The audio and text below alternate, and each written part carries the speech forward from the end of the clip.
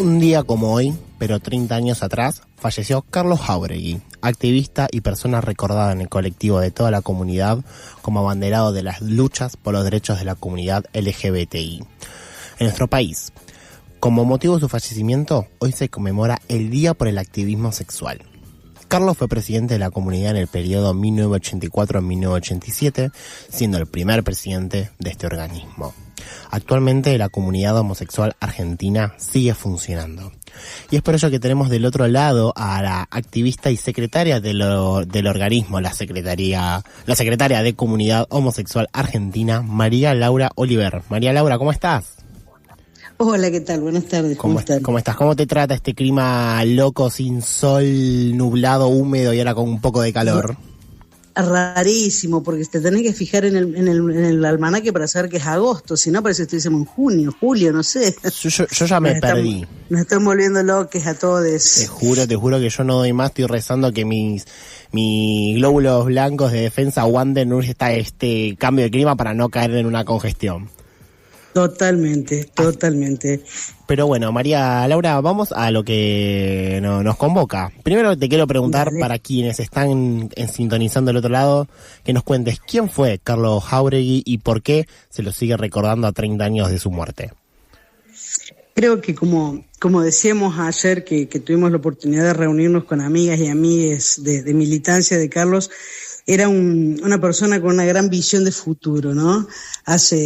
Hace más de 30 años, cuando él empezó con el activismo, 42 tiene el Hacha, así que más de 40 en realidad, hablaba de cosas tales como que la respuesta a la vergüenza o a la difamación que teníamos por nuestra orientación sexual o nuestra identidad de género era el orgullo, ¿no? Ante la mandada a esconderte porque no tenés por qué mostrarme quién sos o qué haces.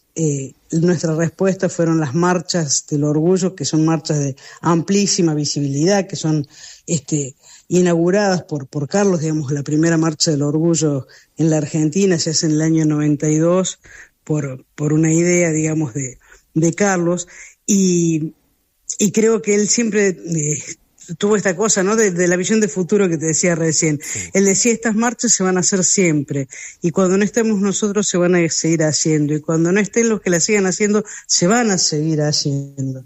Y 35 años se cumplen este año de las marchas del orgullo en la Argentina. Creo que una de las cosas que lo hizo grande a Carlos, digamos, fue tener visibilidad pública, pero no por una cuestión de ego ni de personalismo, sino de mostrarle a la sociedad que un profesor de historia, que un flaco común y corriente, podía tener una elección sexual y necesitaba que se le siguieran reconociendo todos sus derechos.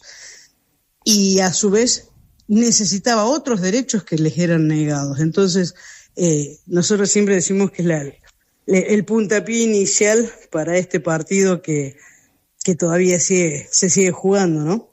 Totalmente. Y te quería ahora preguntar por una nota que hizo Martín Talavera, a quien le agradecemos el contacto, a Marcelo Riesman para C5N. En esa nota afirmaban que con la vuelta a la democracia en 1983, la comunidad LGBT quedó afuera. ¿Nos podrías explicar un poquito esta afirmación, a qué se refiere y qué rol tuvo Carlos y la comunidad homosexual en Argentina para que llegue la democracia plena a todos? Imagínate que en los años oscurísimos, como se suele decir, de la Argentina, es esa dictadura cívico-eclesiástica, empresarial, que se llevó a tantas personas.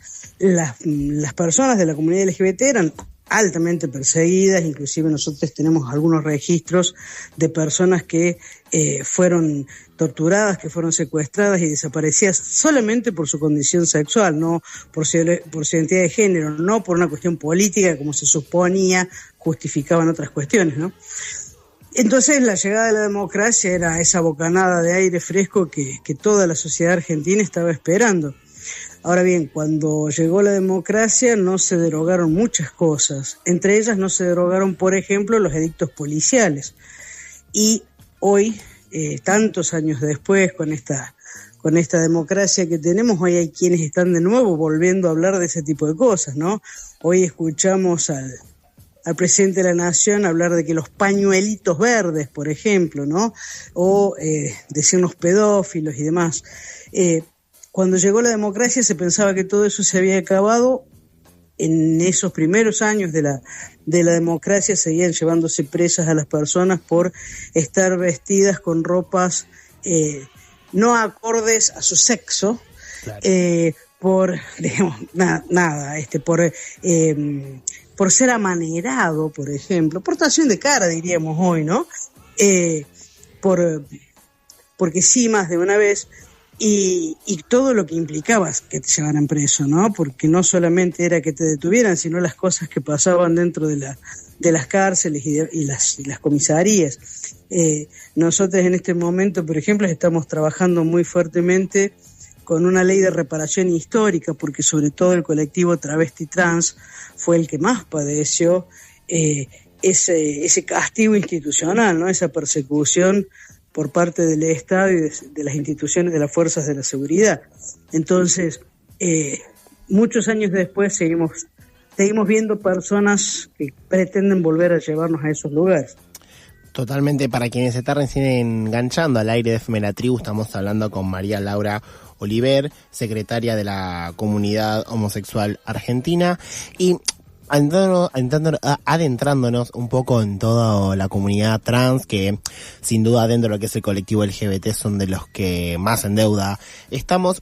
Yo el otro día estaba viendo la serie de Moria Kazan y yo por una cuestión de edad no sabía, y descubrí la figura de Batato, que se autodefinía como un clown travesti literario.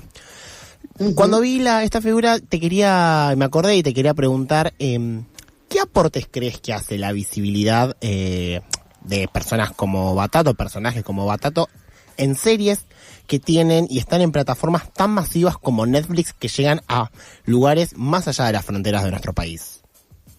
Como te decía recién, hay un lugar donde la visibilidad también nos protege, ¿no?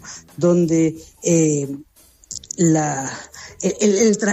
poder salir del closet o de ese oscurantismo, permitime la expresión que sí, no es la más adecuada, pero es lo que te permite ver que hay figuras que se destacan en las ciencias, en las artes, en la cultura, en todas las ramas del arte y de la cultura, pero también en todas las ramas de la ciencia. Yo recién te contaba, amor, Carlos era un historiador, y vaya qué historiador.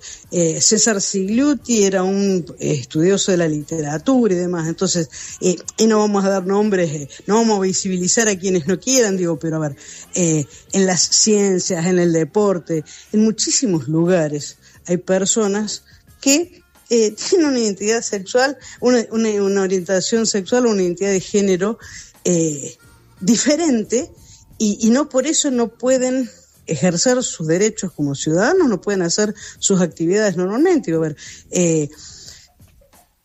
habíamos avanzado mucho, pero hasta no hace muchos años, ser docente y ser visiblemente lesbiana o gay era imposible. Sí, totalmente. Absolutamente imposible. Porque la asociación, y reitero lo que te decía recién después del discurso de Davos, digamos, si vos te dicen que las personas lesbianas, que las personas gays, que las personas travestis, transexuales, transgénero, somos todos depravados, degenerados, pedófilos y demás.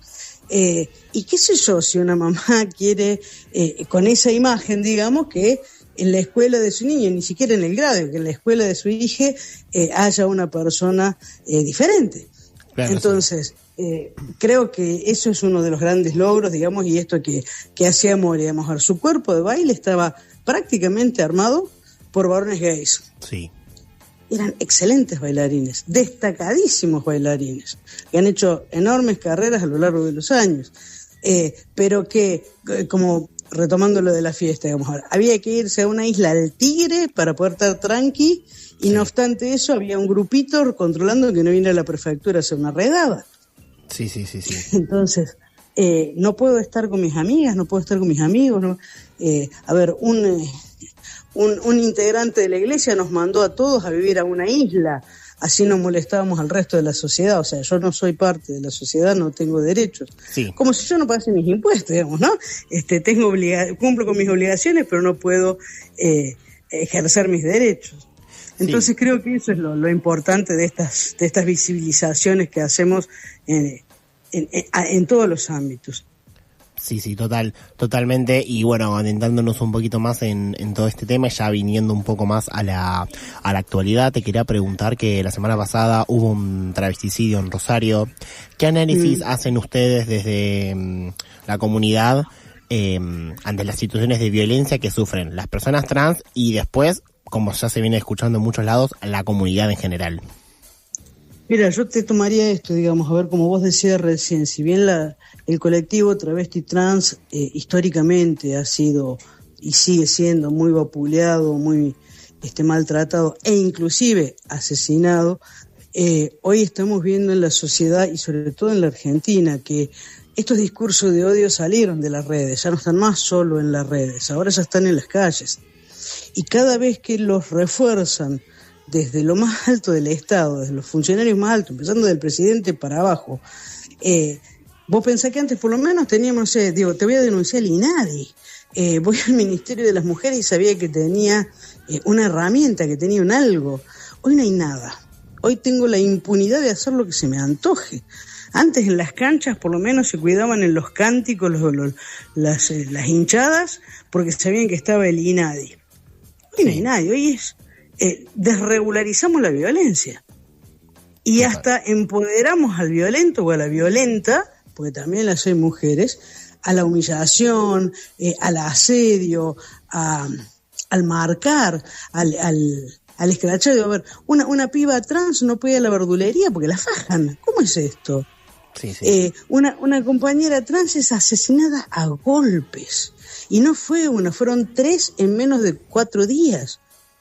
Y este crecimiento de este movimiento de extrema derecha, que lamentablemente lo estamos viendo crecer en el sur global, lo estamos viendo crecer en la América Latina, en una marcha como la de Berlín, porque vos podés decir, bueno, esto nos pasa a los sudacas, a los latinos. No. En Berlín un auto se llevó puesta en la marcha. En Hungría, hasta hace poco, con el gobierno saliente. ¿En Hungría se la prohibió? Totalmente. Claro, en Hungría se la prohibió. Vez pasada nos reunimos con la gente de Amnistía Internacional de Hungría aquí en la Argentina y nos contaban cosas pero terribles, esto de no poder ejercer la docencia, de no poder ser visible, de no poder ir con tu compañero de la mano por la calle. Hay veces que hay preguntas muy simples que nos hacen y que las personas a veces no entienden, ¿no? Cuando militábamos la ley del matrimonio igualitario, muchos nos decían, ¿para qué se quieren casar? Está de moda el tema del casamiento. Y cuando le decimos, che, mira, te doy un ejemplo, mi pareja está internada en terapia, y a mí no me dan el parte, porque como no soy familiar, no tengo ningún tipo de vínculo, entonces, y que la gente se quede como, yo tengo obra social, pero mi esposa no puede tenerla, porque como no, mi pareja no es mi esposa. Y son pequeñas cosas del día a día. Actos que están sumamente naturalizados, que una simple figura legal que uno diría es una fiesta y ya representa mucho más y es un reconocimiento ante el Estado y la sociedad. Para ir cerrando, te quiero hacer una última pregunta, Laura. Como estuvimos viendo, claramente los gobiernos de derecha son los que están impulsando muy fuertemente estos discursos de odio hacia cualquier minoría. ¿Creen en la actualidad que en Argentina, de cara a la contienda electoral del año que viene, haya algún partido político, dirigente o movimiento que creas que pueda llevar la agenda de la diversidad y el orgullo? Mira, nosotros, y acá hablo también de nuevo en primerísima persona, estamos trabajando muy fuertemente con todos los partidos, con todas las alianzas políticas y demás, que entiendan que 4 años más de este régimen, porque en realidad es eso, es un régimen, no puede seguir, no puede ser.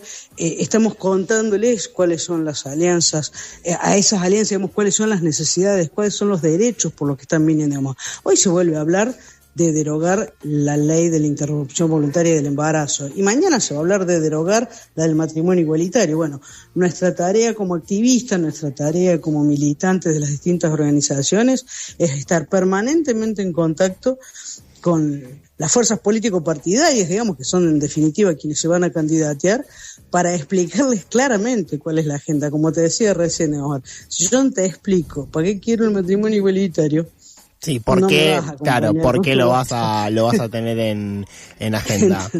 Bueno, creo María, que es nuestra tarea de acá a las elecciones y esperamos la ayuda y el acompañamiento de todos ustedes también. Perfecto, María Laura, muchísimas gracias por tu tiempo. En serio, muchas gracias. Muchísimas gracias a ustedes. Y siempre un abrazo muy grande. Abierto el micrófono a la tribu para todos. Gracias, muy amable. Chao, chao, buenas noches.